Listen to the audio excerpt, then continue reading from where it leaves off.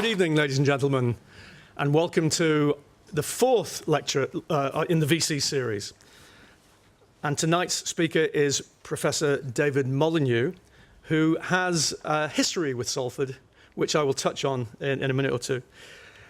David has had a tremendously distinguished career with major research interests initially in trypanosomiasis, sleeping sickness, and various other diseases that I'm not even going to attempt as a physicist to pronounce.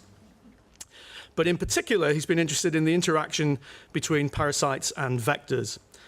And more recently, he's become involved in parasitic and vector-borne disease control programs, advising the World Health Organization on a whole range of diseases that, again, I'm not even going to attempt to pronounce. Actually, malaria was the only one that I feel I can pronounce with a bit of confidence. And in doing that, he's been utilizing his extensive knowledge of parasitic diseases to offer technical support and advice to the World Health Organization. David graduated with an MA and a PhD in parasitology from Cambridge before embarking on a career in medical parasitology and parasitology. And he also has a DSc from the University of Salford. During his career, he's supervised more than 30 PhD and master's students. He's been involved on several aspects and initiatives on the impact on change on the distribution of insect-borne diseases, and he's published over 300 papers in learned biological science journals. Professor David Molyneux.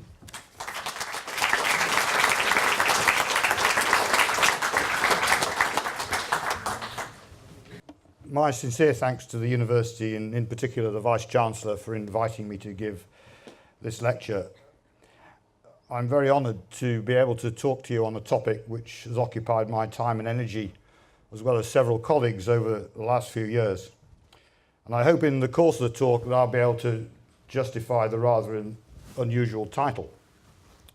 But firstly, let me recognise the importance that this institution, Salford, has had in my own academic career and pay a personal tribute and thanks to several colleagues, some of whom are in the audience and with whom I shared 14 years here, both in the Department of Biological Sciences and in the wider university. It was a challenging, stimulating and satisfying, but above all, a very happy time here in a university which was sufficiently small in those days to allow colleagues from different departments and faculties to get to know each other. And I'm delighted to see former colleagues in the audience. I'm actually really offering a significant debt of gratitude to Salford, who gave me the academic freedom to develop here. And what I'll be talking about tonight has its roots in the academic space that Salford afforded me. In those days, in Salford, 77 to 91, there were no such things as PowerPoints, mobile phones, emails, etc. Although I have to say my first introduction to email was in biological sciences in 1991 when the Director of Computer Sciences, John Larmoth, initiated the development of a technology which I've only just come to recognise as being important. However, let me just go on to my title. Health and the Millennium Development Goals, as Steve said. Let me just talk to you a little bit about the Enlightenment and mumbo jumbo. Now, I first came across this in this book by Francis Wheen. It's called How Mumbo Jumbo Conquered the World. And it seemed to me to be highly applicable in the context of some of the issues that were going on in international health. And the Enlightenment was a development and a movement of the 18th century, summarized by the German philosopher Immanuel Kant. But the Enlightenment was judged to be an attitude of presumption that certain truths about mankind or humankind, society and the natural world could be perceived through deduction, experimentation and observation. The discovery of such truths would transform the quality of life and our understanding of nature. Now, I just want to start by these slides, and you'll be able to recognize some of the characters on them. The central figure here is Willie Kershaw, who was a founding professor of biology in Salford, who came here in 1966, I think.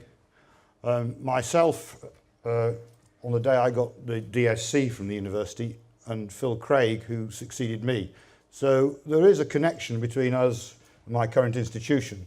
Willie Kershaw came here from Liverpool. I came to Salford from Liverpool, and Phil Craig came to Salford from Liverpool. I went back to Liverpool and have developed further my academic interest there. Interestingly, Willie Kershaw was first worked on filariasis and developed a filariasis group in Salford, which I shall talk to you about shortly, elephantiasis. At that time, I was working on trypanosomiasis, Steve, sleeping sickness, for those of you who are less acquainted with the terminology. But the issue here was that I was supported by Willie Kershaw because at the time he was director of what was called the Trypanosomiasis and Tsetse panel of the Department for International Development, and it was that panel that funded my work in Nigeria. But now I've transformed to a disease I never thought I would be involved in, and that's elephantiasis or filariasis control. And Phil is also involved in one of the neglected diseases that I'll be talking about, although I won't refer to it particularly, and that's the cesto diseases, hydatid disease and echinococcosis. But this picture is, and I think it was the university artist in residence, Christine Healy, Dave Story and Willie Kershaw are examining one of Christine's pictures, which I think is somewhere in the university, of a blind man leading, a blind person being led by a child, the worms here of the disease, river blindness, and the vision of blinding disease which decimated parts of West Africa during the early part of the last century. Now the point about that is that I became heavily involved with the river blindness program when I was at Salford, and again that enabled me a lot of space to develop my academic interests. Now, the final picture is a great activity which several of us in this room were involved in, the link between Toledo and Salford. And these two are also parasitologists, Rick and Patsy Komanecki, myself, and I've forgotten who this gentleman is, but here we have the sister of one of my most successful PhD students, Shaden Kamawi, who works on leishmaniasis at NIH. And the Kamawis arrived at Salford at the most critical time for the university in 1981.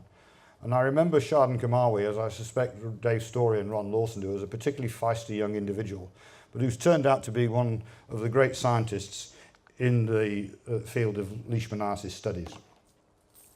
Now, how do we link Enlightenment and mumbo jumbo? Well, if you go to Francis Wheen's book, he describes the sorts of things that are going on in the world and capturing people's imagination. Economic voodoo, which we've seen in the collapse of Lehman Brothers and the current financial crisis. People's belief in astrology, including US presidents. The celebrity worship phenomenon. The self-help books and management speak, hokum pokum. Government-generated fear, probably best captured by the view that Saddam Hussein could drop nuclear weapons on us in 45 minutes. The view that homeopathy is an effective remedy in contrast to Western medicine. The rise of fundamentalism, be it whatever religion. Creative design versus evolution. And the belief by many members of the public out there in extraterrestrials and alien abductions. This is the mumbo jumbo, which contrasts with the view which I believe scientists and clear-thinking people should have of enlightenment. And this is summarized by Benjamin Franklin, one of the founders of the US. Remarkable vision in 1780, when he said, "The rapid progress true science now makes occasions my regretting sometimes that I was born too soon. It is impossible to imagine the height to which may be carried in 1,000 years the power of man over matter. We may perhaps learn to deprive large masses of their gravity," aeroplanes presumably, "and give them absolute levity for the sake of easy transport. Agriculture may diminish its labour and double its produce. All diseases may by sure means be prevented and cured, not excepting even that of old age. I hope that turns out to be true. Benjamin Franklin was actually summarizing the view of the Enlightenment from one of the founders of the US. But over recent years, I've been quite heavily involved with the US, including doing some lobbying in the House. And I went to a room of a Senate staffer. The senator was Senator Leahy. On the wall was a whiteboard. And this, during the Bush administration, I jest not, was the view of the world. This is summarizing American foreign policy thinking. It just so happens that Ben & Jerry's is the source of, the ice cream source of his state. He represented Vermont. But you can see how the world thinks in the US. But that struck me as being somewhat frightening. That is a summary of how you formulate policy. Now, if you really look at the world through one of this type of graph, this is poverty as expressed in the numbers of people living on less than $2 a day. And you see that there's not a great deal of poverty in the Americas. US is pretty thin there on both maps. But here we have human infectious and parasitic disease deaths in relation to the scale of the problem. And of course, there are very, very few deaths associated with infectious diseases in the Americas, and a very large burden, and this is country specific, in Sub-Saharan Africa, China, India, less so in China now, but it's a reflection of two contrasting views of the world as described by maps. Now, those of you who are not familiar with the Millennium Development Goals, there are a list of 8 goals, but I've listed the health-related ones here. And the one I want to focus on and will focus on in this lecture is, it's a statement, combat HIV/AIDS, malaria, and other diseases. And I'm going to be focusing initially, at least, on those other diseases.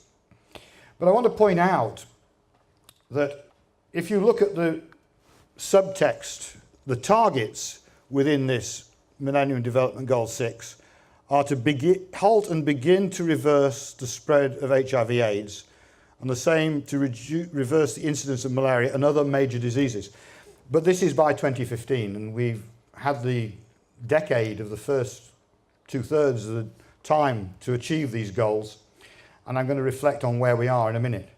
But the other diseases of MDG 6, the other diseases are TB, acute respiratory infections, diarrheal diseases, the diseases that perceive to threaten us enormously, Ebola, SARS, avian flu, and now swine flu, polio and Guinea worm, which are the ones which are targeted for eradication. And then we call these the neglected tropical diseases, and I've put them up here, which I shall focus on. But they include those diseases which can be addressed by what we call preventive chemotherapy. The others are, you need case finding and treatment. But there's other diseases out here like dengue, very common in the Asia and South America, yellow fever, and plague, which we don't really hear about very much. Now, if you start looking at the evidence and the money that is going into these diseases, given that these NTDs, as I'll explain in a minute, are the basic infections of 1 billion people, of global health assistance provided by donor countries, people like the G8, the G20, the Scandinavian countries, only 0.6% of overseas development assistance for health is allotted to the neglected tropical diseases, despite them affecting 1 billion people, 1/6 of the planet, but probably a third of the planet is at risk. This is a staggeringly low figure. Now, if we look at the evidence to base the investment in these diseases as diseases of poverty which will produce a development impact, one of the first papers to be produced was by Guotkin in 1999, who was a World Bank economist, who said if you invest in disease control in the poorest quintile of the population, that's the poorest 20%, you get a much better return on your investment. And an analysis I did in a paper in 2004, if you examine these diseases in terms of the economic impact of $1 invested, you get an extraordinarily good rate of economic return of between 15 and 30% per annum. And then in a summary paper by this gentleman, Laxminarayan, who worked for the Gates-funded Diseases Control Priority Project, the most effective buys in health were the buys for worm diseases, soil-transmitted helminths, river blindness and filariasis, even if they were attacked as individual interventions. And then we have this statement by Bernard Lisa and his colleague that only 6.6% of the global health assistance is devoted to diseases that affect the majority of the people on the planet. Now, if you look at where the research money is going, this is figures from a paper by Mary Moran last year, 80% of the money for infectious diseases, research and development, is going to malaria, HIV or TB. And yet, when you start looking at the numbers of people infected, the HIV numbers are 35 to 40 million infected. The 42% of the money for that, of that 2.5 billion spend goes to 35 to 40 million people. Approximately 18% to malaria and 16% to TB. For research, as opposed to control, where they receive 0.6% for implementation, the NTDs receive 8% of the global funding for diseases that, let me remind you, of 1 billion plus people. So if you were an alien approaching the Earth, if indeed aliens exist, as I dispute they do, you would think, if you were approaching planet Earth from the publicity you were receiving from this planet, that there are only 3 diseases there: AIDS, TB and malaria. And I think it's a fair view, because that is what we are told. But these are the conditions on which I've worked and several colleagues have worked. Elephantiasis, serious lymphedema, sometimes bilateral, gross genital deformity, river blindness in Burkina Faso, and as showed in the picture with David Story and Will Kershaw, young children leading their blind parents. And this picture, which I took in Ghana some years back, of a blind person bringing roofing materials to the community. The point here being that if somebody isn't supporting the community in some way or other, and in this community there were blind builders, there were blind charcoal makers, there were blind fishermen, then they get neglected by the communities, because the communities cannot afford to keep those people in food. So they drift away into death. Now, a few other diseases upon which I've worked, and I won't go through them, and which we're involved. Those diseases in the previous slide are eminently treatable and controllable. Less so diseases like this. This is a case of sleeping sickness on an ambulance in Chad. The picture was taken by a WHO gentleman, Jean Janin. The case was going to a health centre which was closed, and then the health centre being closed, they went to a hospital, which was not only closed, it had dead bodies in the compound. One is dealing with the realities of healthcare in remoter settings in sub-Saharan Africa. Leishmaniasis is a profoundly disfiguring disease upon which we've worked here when I was at Salford. Mucocutaneous leishmaniasis, erosion of the nasopharynx, cutaneous lesions which stigmatize and disfigure. And diseases like Buruli ulcer, which are coming increasingly to prominence in West Africa, which is very severe. We do not know yet the epidemiology and the transmission of Buruli ulcer. It's a mycobacterium like leprosy and TB, but we have absolutely no idea how people become infected, although there are suspicions. Schistosomiasis and trachoma, just some of the diseases which afflict the poorest on the planet. In the case of schistosomiasis, there are 200 million people estimated to be infected in sub-Saharan Africa alone. So the burden of these diseases is approximately about half in terms of deaths compared with HIV, TB and malaria, and certainly in terms of overall burden, that's deaths and morbidity, i.e. illness, the burden is as high as malaria and TB alone. So we have a block of diseases which actually afflict the most people. Sometimes they're infected with more than one condition, and some of which are eminently treatable at an extraordinarily low cost.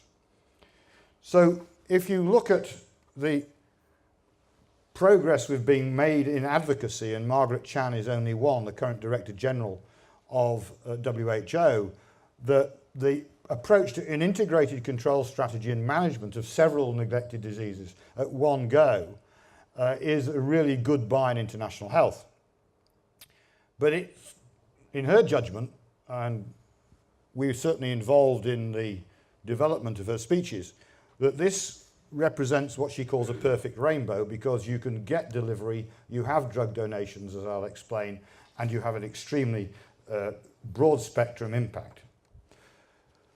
So these diseases are diseases from which people suffer lifelong disability. They don't necessarily die, but they're blind, they're grossly disabled, and the infections which really focus on the bottom billion.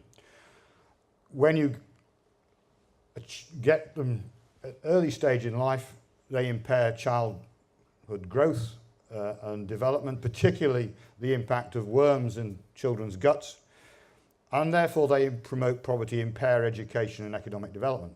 The other way they impair education is because children sometimes have to look after disabled adults because they become carers, and those adults can't afford education for their children, so the children can't go to school. They certainly don't achieve the attention and funding that the big three do, but there are drug donations, several of them, and we know that the interventions are cost effective. And in the words of my colleague Uche Amazigo, who's director of the River Blindness Programme, they shackle the world's poorest in poverty, irreversible poverty in some cases, and they exist where there are no roads. The communities that the River Blindness Programme treats in West Africa and Central Africa, 50% of the treatments occur in communities which are more than 20 kilometres from the nearest health facility of any sort, where there aren't any drugs anyway, and where you have the least food security and dependency on rain-fed agriculture, which can be unpredictable, where incomes are lowest and effectively you have a very limited cash economy, and where health information is the least and the need is the greatest. So we have this opportunity now to touch and reach these communities. Indeed, the regular deworming of all school children was one of the key recommendations to the Secretary General of the UN by Jeff Sachs in his report as to what the best quick wins were for developing the progress, the health progress towards the Millennium Development Goals.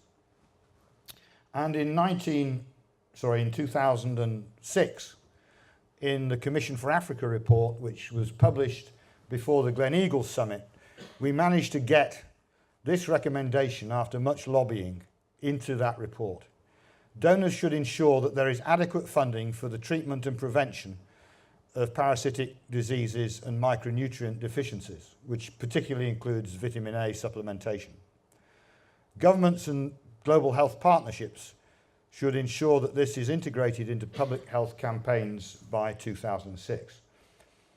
Whilst that has not happened as yet at the scale we anticipate, we now have significant money coming in from various sources, including a confirmed $65 million a year NTD budget for this year and a request from the Obama administration to Congress for $155 million next year, and a commitment from the UK government, which we've benefited, of £50 million to 2014. Why? Well, we actually know it works. And this is one of the unsung stories of international health. Lymphatic filariasis has been eliminated in China, Korea, now in Egypt, Sri Lanka, Suriname, and so on. 350 million people in China are free of the infection, and the current program is treating 500 million people, 500 million people a year on this program. River blindness has been eliminated as a public health problem in 10 West African countries where the population is of around 60 million, and the program has extended to another 19 countries. So the onchocerciasis program is now reaching some 60 million people throughout Africa. Guinea worm was a global problem in India and Pakistan. It is now down to only 4 countries in the world following the eradication program. Trachoma is making progress, particularly been eliminated in Morocco. And leprosy, there used to be, as defined by WHO criteria, 122 endemic countries. There are now only 6 which are considered to have leprosy as a public health problem. And Chagas disease, sleeping sickness-like organism in South America, has been eliminated, domestic transmission eliminated in 5 southern cone countries in the Americas. Great success in parts of Southeast Asia for soil-transmitted worms. Those are intestinal parasites. And schisto or bilharzia has been dramatically reduced in Egypt and China. So we know it works, and these are the graphs of success. This is the filariasis in Suriname. This is the decline in Chagas disease in the Americas. These black spots indicating serious blinding disease of onchocerciasis in West Africa, down to a prevalence which is not compatible with any blindness. This is the Guinea worm chart, which I'll show more later. And this is the decline in schisto in Egypt, where from being a major cause of bladder cancer, the most prevalent cause of cancer in Egypt, now it is no longer the most prevalent cause of cancer in Egypt. Now, if we look at Guinea worm, which is about to be eradicated, you can see a worm emerging from the foot of this child. One of the most important things about Guinea worm, from a biological and medical point of view, is there is no drug, there is no vaccine, there is no diagnosis apart from an emerging worm. How do you do it? Well, it's actually quite simple. You do it by applying case containment, providing clean water, because people acquire the infection by drinking water. You control the water fleas that live in the contaminated water. You provide filters, and you undertake surveillance to make sure that the villages are containing the cases and they're reporting the cases, and you can target the interventions that you have, albeit non-medical. There are only 4 countries left now where there is ongoing transmission: Ethiopia, Ghana, Mali, and Sudan. This is a huge achievement for the public health services of many African countries. And if you look at the cases, declining cases, this is the latest figures from WHO, although we haven't got the 2009 figure yet, it's likely to be less than 3,000. From a peak of around 900,000 in 1989 through to now, this is just remarkable. There are no more Guinea worm cases in Asia. But we make a comparison between the 2 eradication programs of the World Health Organization, the dracunculus program, it's Guinea worm, and polio. And if you look at the decline in cases, they're roughly parallel. Remember, the polio program is one of the flagship programs of WHO and has consumed, to date, $4,000 million, $4 billion, and ongoing, largely supported by countries like ourselves, the US, European donors, but Rotary International. Phenomenal sums. The Guinea worm program has consumed about $400 million and is actually more likely biologically to be eradicated before polio. Polio has had a setback. There's problems with the the transmission of the oral polio vaccine virus and the dissemination of the virus following an inability to contain it in northern Nigeria, the Hajj pilgrimage, the dissemination from the Hajj into India, Indonesia, and points east has been a disaster for the polio eradication program. And I suspect, despite what the optimists might say, polio will now never be eradicated. The only one you can actually eradicate, despite what Mr. Gates says about malaria, is Guinea worm. And it's the biology stupid. If you have a large worm which you can contain and identify and stop transmission by simple methods through committed village health workers, you've got a better chance than the high-tech solutions. Now, I said I'd tell you a little bit about the role of pharma in this. And these companies, Merck, Glaxo, Pfizer, Novartis, Johnson & Johnson, small generic manufacturer Medpharm, together with Merck, Germany, Sanofi Aventis, are providing free drugs for neglected tropical diseases. The leprosy program benefits from the multi-drug therapy of leprosy, and you can see the impact. From 122 endemic countries with a public health problem to 6. The global onco program and the filariasis program, working together between Glaxo and Merck, are treating 500 million people. The onco program in Africa alone, with Merck drug ivermectin, is treating 60 million people. These are not trivial numbers. I'll show you why. Now, the drugs which we use in our filariasis and river blindness programs are albendazole and ivermectin, and they're donated for as long as is needed. But they have a broad spectrum efficacy against a range of these creatures, which are worm infections, essentially, of the gut.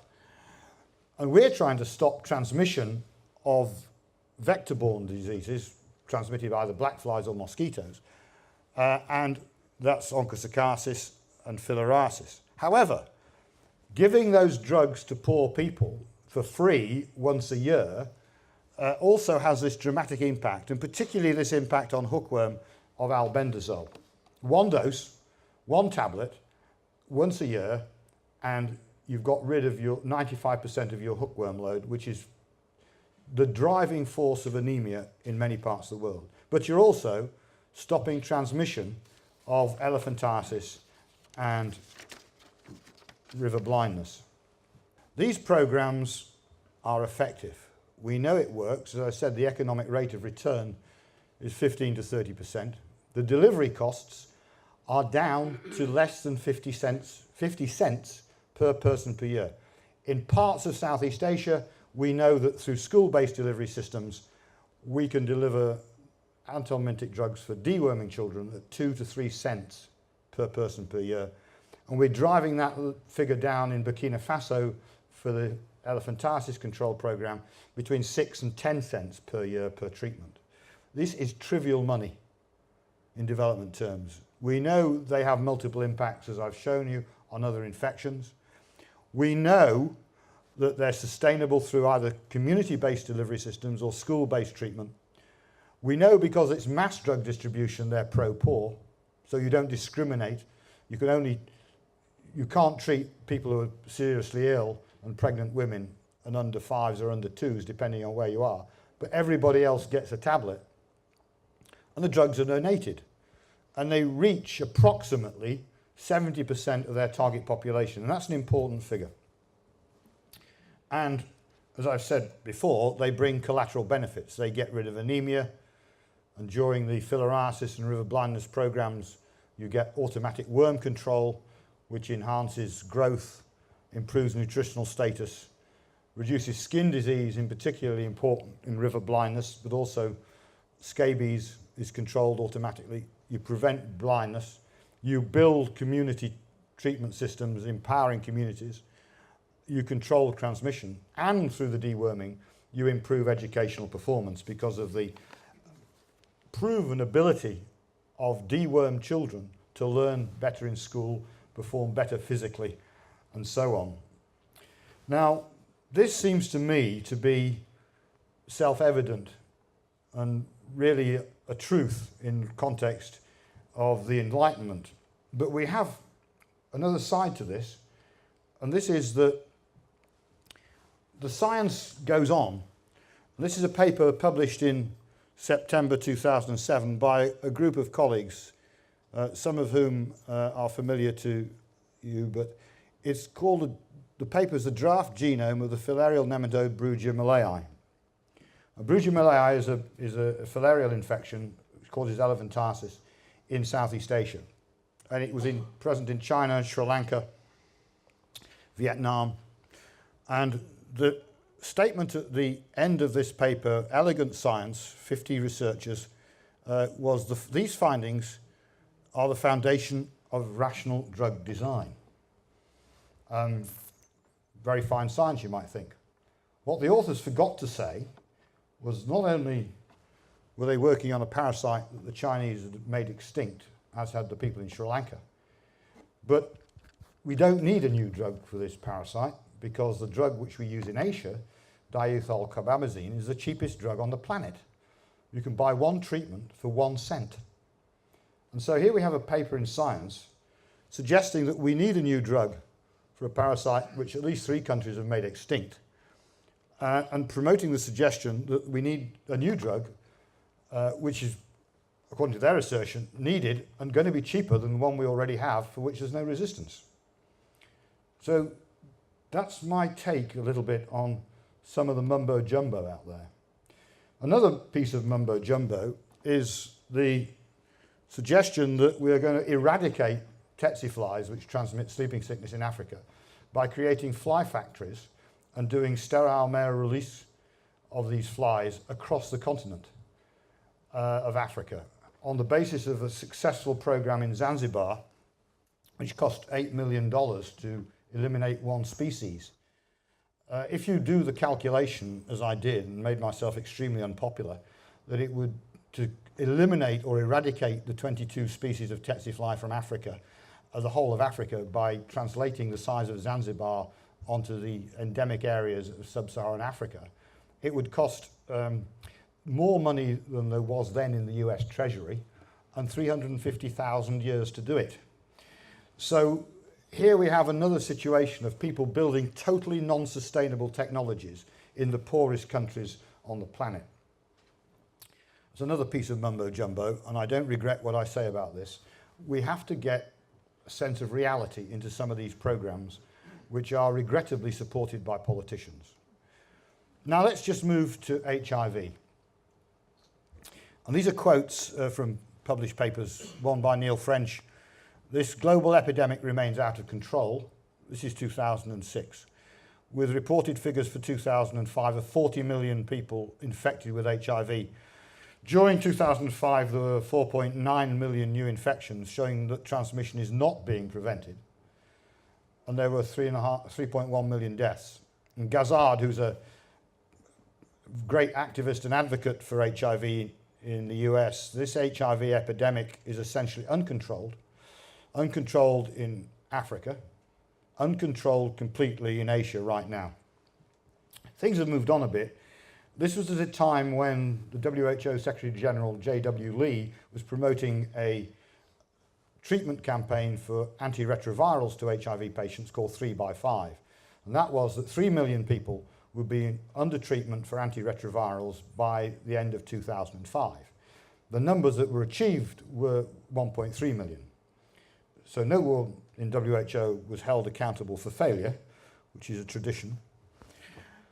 The latest figures are in sub-Saharan Africa are at about 28.5 million, and this is the real killer fact. How many people are there in sub-Saharan Africa who are not HIV positive? And the answer is, if you do your sums, and I was never very good at arithmetic, as my colleagues will tell you, but in Africa, 741 million people do not have HIV. There are around 2 million people on antiretrovirals currently.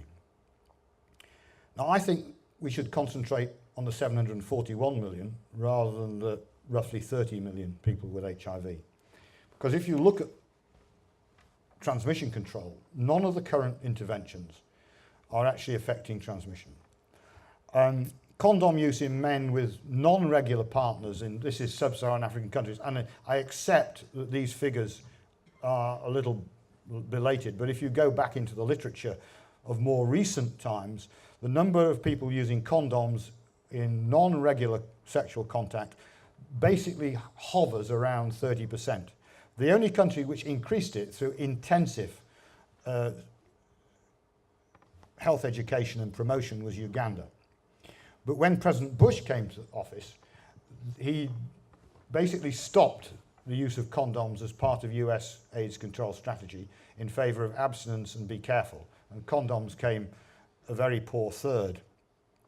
So effectively, condom use as a method of transmission control for HIV really doesn't work effectively.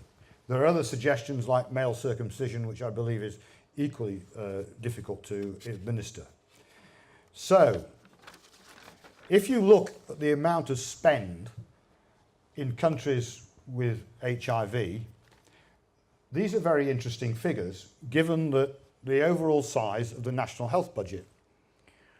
HIV prevalences in Ethiopia range from 1 to 2%. I mean, these are ballpark figures. Rwanda 3%, Uganda 6.7%. If you look at the national health budgets and the amount of money spent on HIV, you come to remarkable figures that far more is spent on HIV than it is in the whole of the national health budget in situations where you have less, certainly, than 5% of the population infected. So you essentially have gross inequity in the distribution of funds. And the same applies in malaria and the same applies in TB because of the driving force of global fund money and the US money in terms of the President's AIDS relief and the President's malaria initiative. Now, I want to now move on to another topic in relation to the big three diseases, and that's malaria. And again, this is an interesting concept, and it came from Jeff Sachs's book, The End of Poverty, where he discusses the problems the economy of Bolivia has as a landlocked country in Central America, where its economy can only thrive when it has high value, low weight or low volume products which it can export. And that was when it could export silver, copper, gold. It can't do that any longer because it's run out. But if you look at Africa in the context of landlocking, there are 14 effectively landlocked countries in sub-Saharan Africa. And of a total population of 770 million, some 300 million people live in those landlocked countries. And what we're trying to do is here to think about the concept of the importance of being landlocked in terms of the distribution of bed nets, which is the key transmission intervention problem or solution we have for malaria in Africa. Now, a bed net weighs half a kilo effectively. That's a hell of a lot of weight for one bed net. And this is the number of women sleeping under a bed net in various countries. And it's improved significantly, but these came from a malaria report of WHO some time ago. And you would think that malaria was 100%. Actually, it's not, it's 30%. This is where the axis stops, because no country's got beyond that. But some countries have improved. But essentially, the big countries, which have got the biggest malaria problem, really have not gone beyond 5% bed net coverage. I believe landlocking is a factor. And this is a bed net in a packet. That weighs 450 grams. And I've put here on top of the bed net ivermectin, which is a drug for river blindness, albendazole, which is for filariasis, and praziquantel for schistosomiasis. These two are donated drugs. And this drug alone is for the river blindness. Now, if you think about weight, how many treatments of river blindness can you get in the weight of one bed net? Well, the answer is 1,200. If you combine it with albendazole, it's a little bit less, obviously, because the weight of albendazole is a bit more than the mectizan or ivermectin. But the point here is you can get several thousand treatments on the back of a bicycle but you certainly can't get several thousand nets on the back of a bicycle. You need a lorry, as some of you may have seen in recent advertisements for malaria control in Uganda. The problem of bed net distribution is weight and volume in countries which are landlocked, and in the case of the Congo, there are not many more than 100 or 200 kilometres of road in a country the size of Western Europe. This becomes a slight logistic problem. You can fly drugs around the place on mission planes, but it becomes a very big problem if you're trying to get 100% coverage of vulnerable females and children with bed nets in countries that have not got a port or a good, efficient transport system. Now, another issue on this score, as I referred to earlier briefly, is that we get an incredible uptake of our donated drugs. This is, again, ivermectin and albendazole, of those that are actually approved for treatment by the various bodies, WHO, the Mectizan Donation Program in Atlanta. If a country applies for drugs, of the drugs it applies for, some 65 to 70% of those drugs reach people's mouths. This is a huge achievement. The disparity may be insufficient funds for implementation, or the inability to implement due to civil unrest, or the targets may have been overly ambitious. But I want to make that stick in your minds, because the reality of healthcare in sub-Saharan Africa is best displayed in this slide, which I took in a shop in coastal Kenya some years back in 1992, where the anti-malarial product available is chloroquine, or homoquine as it's branded here. And it was a time when WHO was having its tobacco-free initiative.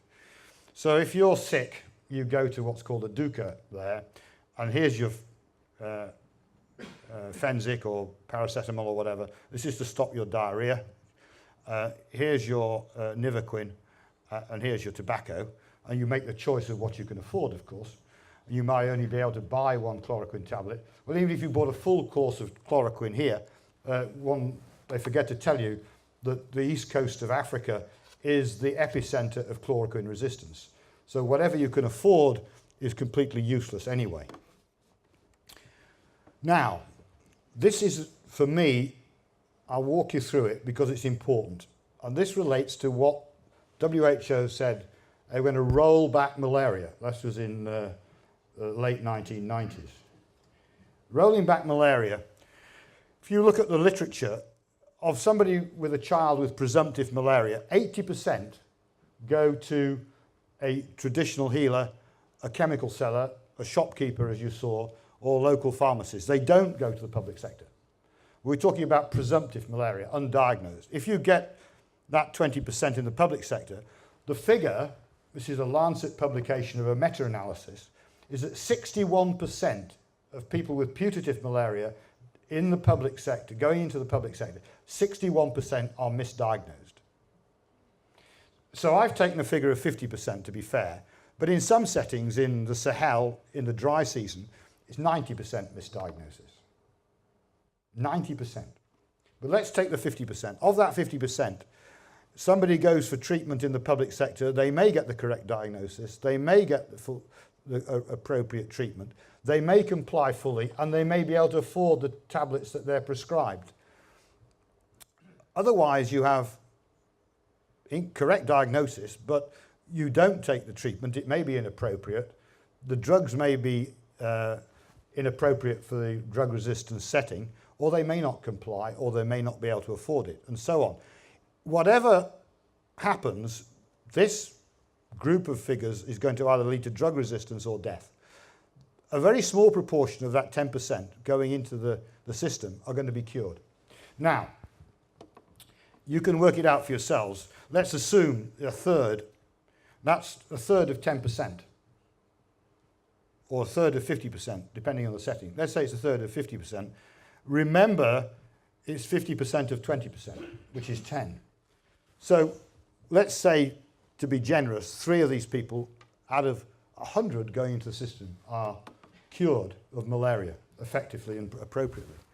Now, we're in the public sector. This is a World Bank slide.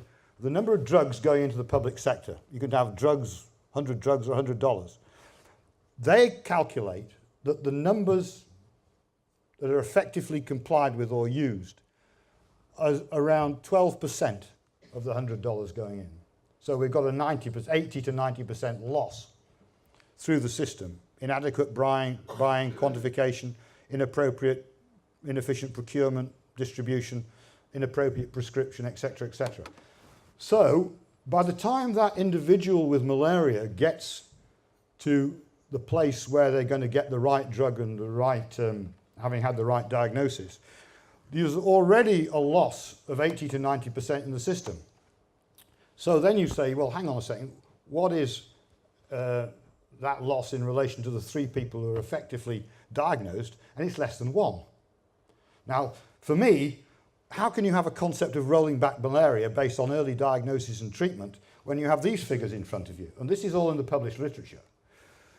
And this is the reality, again, of healthcare in Africa. This is a picture of a box of drugs which I took in a market in West Africa some years ago, lying out in the sun in a cardboard box with an ambient temperature of 40 degrees, and probably all imported as counterfeits from India or elsewhere. This is first-line healthcare for people who can't afford to get to the public sector and get any healthcare at all. Now, what we did in 2006 was to compare the treatment costs, which from the published literature, and this is a range, and this is $200 here to about $600 of antiretroviral treatment for HIV/AIDS, TB treatment, which was a conservative range because TB treatment in the Soviet Union costs a lot more. It's out here somewhere, about $1,500 per person per year treated. And malaria on the basis of the number of clinical episodes per child per family, on the basis of 4 children per family, which is still quite expensive.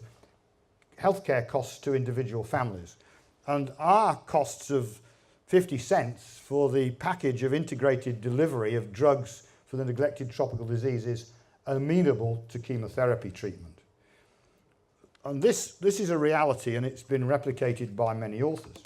But it was confirmed by this slide, which came from a Lancet paper by Laxminarayan, which basically assesses the cost of different interventions in terms of value for money, in terms of per DALYs averted. That's disability life years averted. And that's the measure of efficacy of your intervention and the cost effectiveness of your intervention. And what we found, and this was independently, straw-transmitted helminths, that's worms with albendazole, is the best value for money in terms of DALYs averted. And onchocerciasis treatment with ivermectin is pretty effective. And filariasis fits in between them. But what you have to remember is essentially what we're doing, giving all 2 drugs together, we're hitting all these diseases at the same time with 1 drug. So this was based on individual interventions. So we believe now that in terms of where we are in terms of cost effectiveness, we're somewhere down here with the interventions we're proposing. And we're saying this is the best buy. Now, when it comes to development, there's a man called William Easterly who's a very controversial figure in the development world. But what he says is if Western governments and non-governmental organisations, those are the people out there like Save the Children and Christian Aid and Action Aid and so on, really want to make poor people's lives better, it will take some political courage to admit that doing everything is fantasy. The rich country public has to live with making poor people's lives better in a few concrete ways that agencies could actually achieve. Now, I've demonstrated that actually with these diseases you can achieve effective control.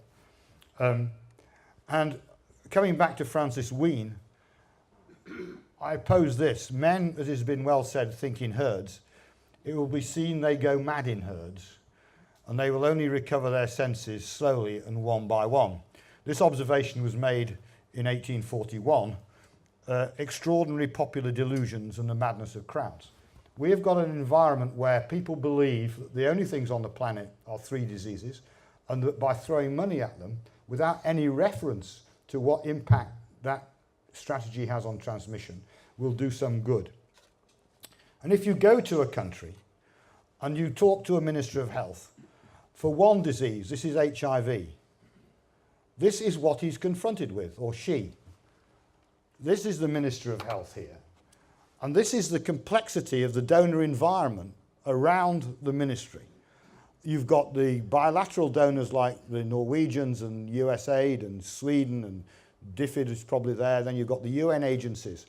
And for the big 3 diseases, you've got UNAIDS, you've got the 3x5 initiative, you've also got PEPFAR coming in from the US and the Global Fund, and it's a complete morass. Now what you've got to remember is that this is just one disease. So all these agencies interacting, trying to get money to the poor people, this is extremely difficult. And if you interlay or overlay malaria on here, or TB on here, or the neglected tropical diseases on here, this is a real challenge for any Ministry of Health.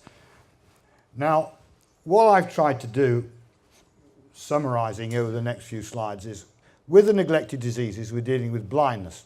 People permanently, irreversibly blind. We can do something about it. Deformed by the sort of thing you see here. Stigmatised by skin lesions and disabled.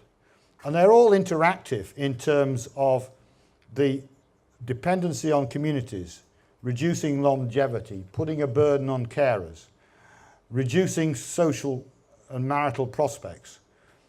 Then you've got the problem of direct costs of medical care, as well as the indirect costs. And many people who suffer from filariasis, for example, are permanently in what's called a medical poverty trap. They cannot earn any income. They're driven into poverty. Then you have the issue of performance, educational disruption when children become carers, and no ability to afford or access education because the parent is no longer able to work and therefore no able to produce any cash. And then you have also reduced agricultural productivity, so they're unable to harvest, and that means they won't have any cash crops, and they tend to go into that situation, into a situation where they just grow staples, and those staples really are not effective nutritionally in terms of the diversity of the nutrients they get. This is the reality of diseases about which we can do something about. And I believe that we have what I've called here the 3 E's. If you start doing something like a single or annual dose of donated drugs to these poor communities, you're addressing the issue of equity because you're not discriminating who gets them. You know you've got efficacy in the quality of the products. You know you've got effectiveness because you're at least getting to 70% of the community. You address ethical issues about discrimination, and there is the issue of equality as opposed to equity. And then you're also empowering through communities, particularly women, in terms of their social status. Now, I believe that we have here an opportunity, as we've seen from various advocates who worked on our behalf, President Clinton, Jeff Sachs, UN Secretary General, Margaret Chan, that we're going to mainstream these diseases, the diseases of the bottom billion, and 2 billion plus at risk. As I said, it's a pro-poor strategy. It's doable now. We've grossly underestimated the burden. We are reaching unserved populations through communities and schools, and there's a spillover into economic productivity, educational performance, with also benefits to child and maternal health, and we control transmission for good. We don't have to go back again, and we reduce disease burden. And I believe that policymakers have actually been blind to opportunity and achievement. Because as I've said, we know it works, and we've achieved the goals in many situations, and we've been accountable as opposed to other disease control communities which have not. And we've been disabled by the belief that only 3 diseases matter. And finally, I'd just like to say thanks to many people, not only Salford, who gave me a platform, my colleagues at Liverpool, both before and after I was director, people in WHO who I work with closely, the Department for International Development who've supported us, as well as GlaxoSmithKline and Merck, and personal colleagues and friends, Lorenzo Savioli, Peter Hotez, Alan Fennick, Moses Bockery, who's delighted to see here, Joan Fay, and many others. And Stephen, thank you for giving me this opportunity of communicating to you what I firmly believe is important. We have to distinguish enlightenment from mumbo jumbo. Thank you very much.